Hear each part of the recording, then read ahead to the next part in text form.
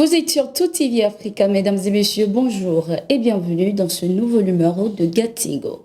Au Mali, la médiation internationale dont l'Algérie est chef de file a lancé ce 7 avril 2023 un appel aux parties maliennes signataires de l'accord d'Alger afin de s'abstenir des propos et d'actions susceptibles de compromettre le processus de paix. Ceci suite au regain de tensions noté entre le gouvernement malien et les ex-rebelles Touareg CMA. La médiation internationale a par la même occasion présenté aux parties des propositions visant, selon elle, à relancer la mise en œuvre de l'accord d'Alger. Conformément à l'engagement pris lors de sa réunion du 13 mars, la médiation internationale a présenté vendredi aux parties signataires des propositions concrètes visant à relancer la mise en œuvre de l'accord pour la paix et la réconciliation issu du processus d'Alger, pouvait-on lire dans le communiqué de la médiation internationale. Selon le communiqué, la médiation internationale est convaincue que ces propositions, qui tiennent compte des préoccupations exprimées par les parties lors des différentes consultations menées au Mali et en Algérie, sont de nature à renouer la confiance et à favoriser le rétablissement d'un dialogue constructif sous l'égide du comité de suivi de l'accord présidé par l'Algérie. Fin décembre 2022, les mouvements indépendantistes du Nord ont annoncé la suspension de leur participation à la mise en œuvre de l'accord pour la paix et la réconciliation au Mali, issu du processus d'Alger signé en 2015 jusqu'à la tenue d'une réunion avec la médiation internationale sur un terrain neutre. Le 5 avril 2023, des avions de chasse de l'armée malienne ont survolé Kidal et plusieurs localités au nord du Mali à basse altitude. Une action considérée par la coordination des mouvements de l'Azawad comme une provocation et une violation patente du cessez-le-feu du 23 mai 2014. Le professeur Franklin Nyamsiwa sera bientôt en interview sur France 24 et sur Radio France Internationale. L'information a été donnée par le professeur lui-même à travers les réseaux sociaux. L'universitaire affirme avoir été sollicité par ces médias français pour un reportage ce 11 avril 2023. Il sera question lors de cette interview d'avoir les réponses de Franklin Nyamsiwa sur les fondements de l'idéologie panafricaniste. Selon le professeur, cet entretien sera une opportunité pour donner son avis sur la politique africaine de la France et également démentir les allégations selon lesquelles il aurait été payé par la Russie afin de vanter les bienfaits de celle-ci en Afrique au détriment de la France. Le panafricaniste franco-camerounais a toujours dénoncé l'instrumentalisation de l'Afrique par la France, surtout à travers les médias français. Le 25 mars 2023, le professeur Franklin Nyamsiwa a été suspendu de ses fonctions de professeur à l'Université de Rouen en France pour une durée de 3 mois par le ministre de l'Éducation nationale française, Pape Ndiaye, en raison de ses critiques de la politique africaine de la France.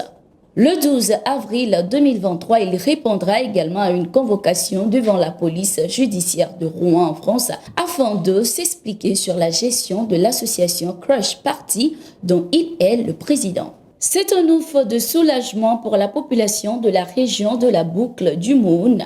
Au Burkina Faso, le marché de Solenso retrouve enfin son animation d'antan. Depuis 2022, le marché ne se remplissait plus à cause de l'insécurité. Ce 10 avril 2023, le marché a été bondé de monde. La plupart de ceux qui avaient quitté Solenso sont de retour et les déplacés internes de certains villages de la commune ont permis à la ville d'être plus peuplée qu'avant. Ce retour de la paix est à mettre à l'actif des différentes opérations de reconquête du territoire initiées par le président de la transition burkinabé, le capitaine Ibrahim Traoré. Avant, il était difficile de venir au marché de Solenso à cause de l'insécurité. Les forces de défense et de sécurité ont bien fait leur travail. La quiétude dans la ville a permis au marché d'être bien rempli et animé durant les 2 lundis écoulés, a affirmé une commerçante. Par la même occasion, le centre médical avec antenne chirurgicale de Solenso a aussi recommencé à offrir des soins aux populations après une longue fermeture causée par l'insécurité. Cette réouverture du CMA a été bien accueillie par la population qui exprime déjà son satisfait. La provocation ne fait pas la noblesse de la liberté d'expression qui a une vertu hautement plus élevée. Utiliser le prétexte de la liberté d'expression pour le seul nom de la liberté d'expression sans autre forme d'égard est collectivement suicidaire, dépravant pour nos cultures locales. C'est la déclaration du politiste Idriss Diarra dans une tribune intitulée Liberté d'expression en France et liberté d'expression au Burkina Faso dans un cimetière de Gougan blanc. Il est vital pour la nation d'appuyer notre chef de guerre Ibrahim Traoré. Dans cette tribune, le politiste lance un appel à la population burkinabé afin de soutenir le gouvernement dans ses décisions en clarifiant, selon son point de vue, le principe de la liberté d'expression dans les pays en proie aux attaques terroristes.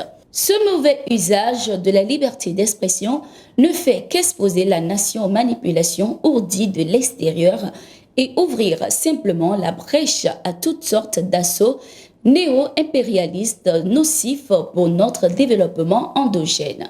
Un tel usage de la liberté ne peut que soulever la colère des populations endeuillées, meurtries, déplacées ou ayant la peur au ventre de circuler librement sur le territoire national, a-t-il laissé entendre. Nous terminons ce bulletin d'information avec cette nouvelle victoire des forces de défense et de sécurité burkinabées sur les terroristes.